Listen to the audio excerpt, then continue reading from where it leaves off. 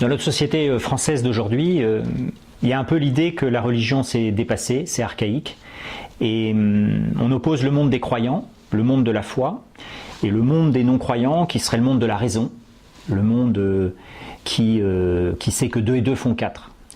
Et donc, on fait une opposition tranchée entre la foi et l'absence de foi. Et je crois qu'il y a une chose importante à réaliser, c'est que, eh bien, nous ne sommes pas divisés ainsi. Ça ne marche pas comme ça. Il n'y a pas d'un côté la foi et l'absence de foi. En réalité, pour qu'un être humain vive et pour qu'une société fonctionne, il faut un élémentaire de la foi. Par exemple, j'ai confiance que le langage que j'emploie va être compris. Alors les mots que j'emploie actuellement, c'est les mots de la langue française, les mots que tout le monde connaît. Et qu'avec ces mots-là, usés, anciens, je vais arriver à faire passer ma pensée, mes idées. Ça, c'est un acte de foi. Nous utilisons tous le langage et nous avons confiance dans cette capacité du langage à transmettre ce que je ressens.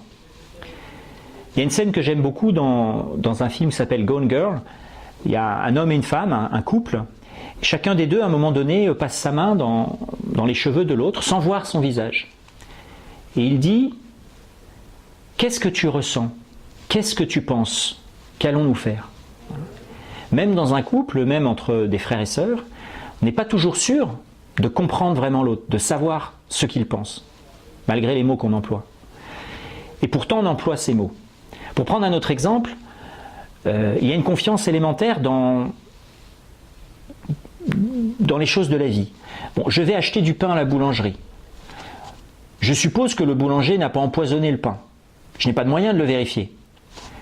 Je fais confiance. Quelle raison aurait-il de l'empoisonner? Maintenant, j'en ai pas des preuves mathématiques.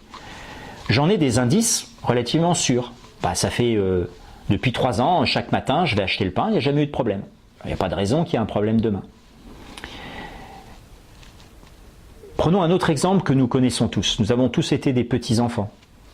Et comme petits-enfants, on fait confiance à nos parents. C'est naturel, ça nous est spontané. On fait confiance. Faire confiance à ses parents, c'est la base de la vie pour un enfant. Alors là aussi, on en a des indices. Qu'a priori, nos parents nous veulent du bien, qu'ils nous aiment. Et justement, on sait que c'est terrible pour un enfant quand il va être déçu dans cette attente. Quand on connaît tous des affaires assez terribles où la confiance des enfants a été trahie.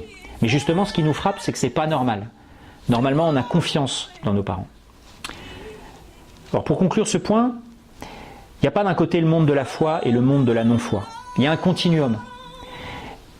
La société humaine, nos relations entre les hommes, elles sont basées sur la confiance.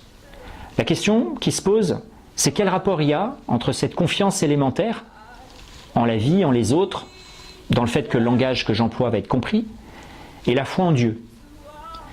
Voilà.